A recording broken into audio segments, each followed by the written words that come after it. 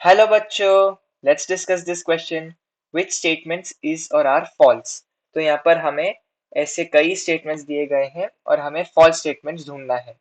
तो पहला ऑप्शन है all except J and K, B all except B D N H, C all except C E N G या D none.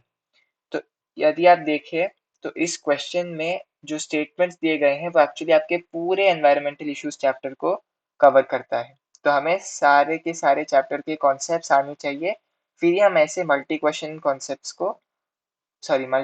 Questions को हम ठीक से टैकल कर सकते हैं। तो चलिए हम सारे स्टेटमेंट्स को एक एक करके एनालाइज करते हैं। पहला स्टेटमेंट है in marine ecosystem UV radiation can damage tiny single celled plants known as phytoplankton which form the basis of food chain. ये बिल्कुल सही है कि जो यूवी रेडिएशंस है वो किसी भी लाइफ फॉर्म को डैमेज कर सकता है, और यदि उसने फाइटोप्लैंक्टन को डैमेज कर दिया जो कि ऑटोट्रोफिक है तो पूरा का पूरा एक्वाटिक इकोसिस्टम बिगड़ जाएगा, क्योंकि ये ऑटोट्रोफिक है। तो पहला जो स्टेटमेंट है वो बिल्कुल सही है। तो यदि हम दूसरा स्टेटमेंट देखें, 5 June is world environment day, ये भी बिल्कुल सही है। ये एक फैक्ट है कि 5 जून आपका वर्ल्ड एनवायरनमेंट डे है। ये आप एक फैक्ट की तरह याद रख सकते हैं। तीसरा स्टेटमेंट कहता है ड्रिंकिंग और mineral water with low levels that is 0.02 parts per million of pesticide for long period would lead to pesticide accumulation in body. ये बिल्कुल सही है। आपको पता है कि जो पेस्टिसाइड्स है वो डिग्रेड नहीं होती है कोई भी एंजाइम से, नॉन बायोडिग्रेडेबल। तो क्या होता है, वो बार बार आपकी बॉडी में जमता जाता है और उसकी डिग्रेडेशन नहीं होती। तो डिग्रेडेशन नहीं होने के कारण क्या होता है, वो आपकी बॉडी में एक्यूमुलेट होता जाता है। कंटिन्यूस एक्यूमुलेशन होने के कारण वो एक्चुअली एक टाइम पर आपकी बॉडी के लिए टॉक्सिक हो जाता है। तो अक्यूमुलेशन इन बॉडी इसकी होती है।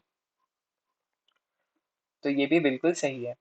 जो चौथा स्टेटमेंट है national environmental engineering research institute Nagpur में है, ये भी बिल्कुल सही है। ये एक फैक्ट की तरह आप याद रख सकते हैं कि जो नीरी है वो एक्चुअली नागपुर में स्थित है।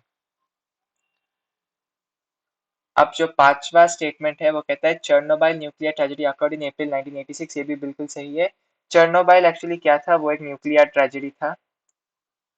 आपका न्यूक्लियर रिएक्टर फट गया था जिसके कारण बहुत सी दुर्घटनाएं घटी उधर उधर चर्नोबाइल में।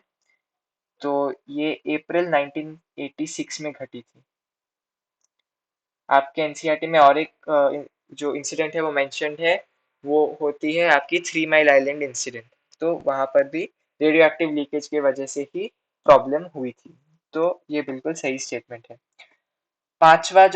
छठा जो स्टेटमेंट है वो भोपाल गैस ट्रेजेडी 1984 में हुआ क्योंकि मिथाइल आइसोसाइनेट ने वाटर के साथ रिएक्ट किया।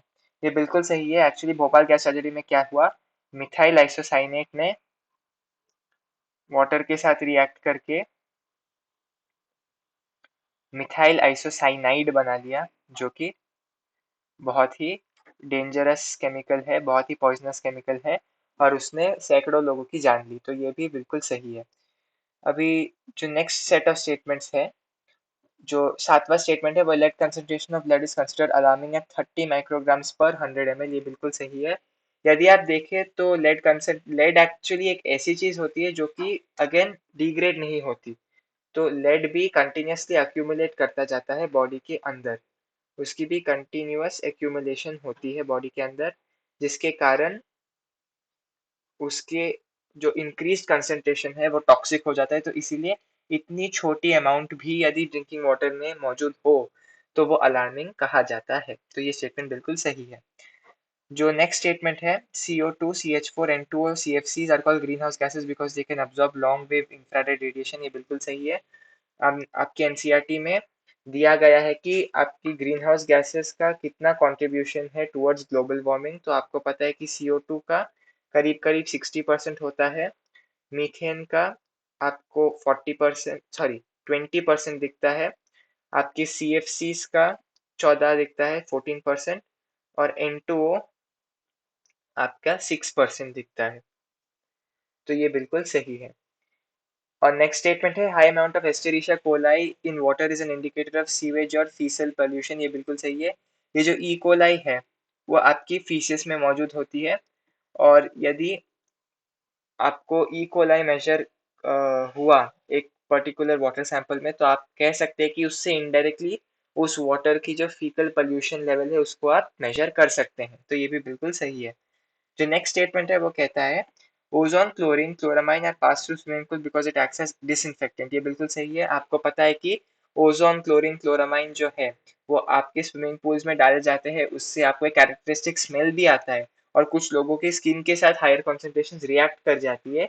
तो ये क्यों है? क्योंकि एक डिसइंफेक्टेंट होता है, वो पानी में मौजूद जर्म्स को मार देता है। तो ये बिल्कुल सही स्टेटमेंट है।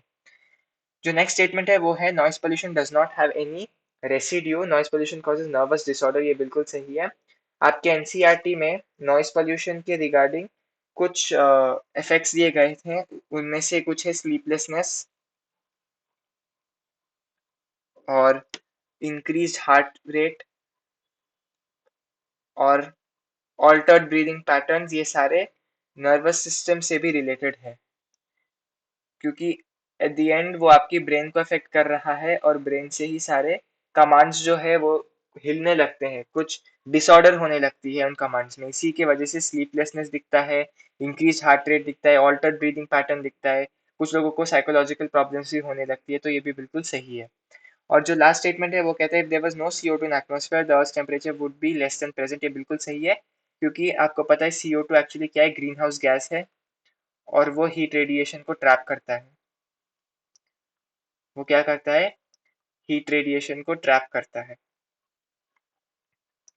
हीट रेडिएशन को ट्रैप करता है, और यदि CO2 नहीं हुआ तो हीट रेडिएशन अर्थ से टकराकर वापस आपके स्पेस में चली जाएगी, जिसकी वजह से आपकी अर्थ की टेम्परेचर जो है बहुत कम हो जाएगी। तो यहाँ पर हमने देखा है कि जो सारे के सारे स्टेटमेंट्स है वो सही है। यूवी रेडिएशन फाइटोप्लैंक्टन को डैमेज करता है। 5 जून वर्ल्ड एनवायरनमेंट डे है। जो पेस्टिसाइड्स है वो नॉन बायोडिग्रेडेबल होते हैं और एक्यूमुलेट होते जाते हैं बॉडी में। नीरी नागपुर में मौजूद है। आपका चर्नोबाइल इंसिडेंट अप्रैल 1986 में हुआ था। और भोपाल भोपाल गैस ट्रेजेडी में मिथाइल आइसोसाइनाइड का पॉइजनिंग हुआ था। लेड फिर से कंटिन्यूस एक्यूमुलेशन करता है और छोटी से छोटी अमाउंट में पानी में अलार्मिंग माना जाता है। ग्रीन हाउस गैसेस में CO2 60% कॉन्ट्रीब्यूशन देता है, CH4 20%, CFC 14% और नाइट्रस ऑक्साइड 6%। और जो ई कोलाई है वो फीसिस में दिखता है, तो जो ई कोलाई का मेजर होता है एक वाटर सैंपल में, वो फीकल पोल्यूशन का भी मेजर होता है। Noise pollution, sleeplessness, increase heart rate और ऑल्टर्ड ब्रीदिंग पैटर्न्स के लिए रिस्पॉन्सिबल है। और जो CO2 है वह ग्रीन हाउस गैस है जो कि हीट रेडिएशन को ट्रैप करता है, और यदि हीट रेडिएशन ट्रैप नहीं हुआ तो फिर आपके जो अर्थ की टेम्परेचर है वो बहुत ही कम हो जाएगी। तो सारे के सारे ऑप्शन, सॉरी, सारे के सारे स्टेटमेंट सही है। तो चलिए ऑप्शंस देखते हैं। हमें फॉल्स स्टेटमेंट ढूंढना है।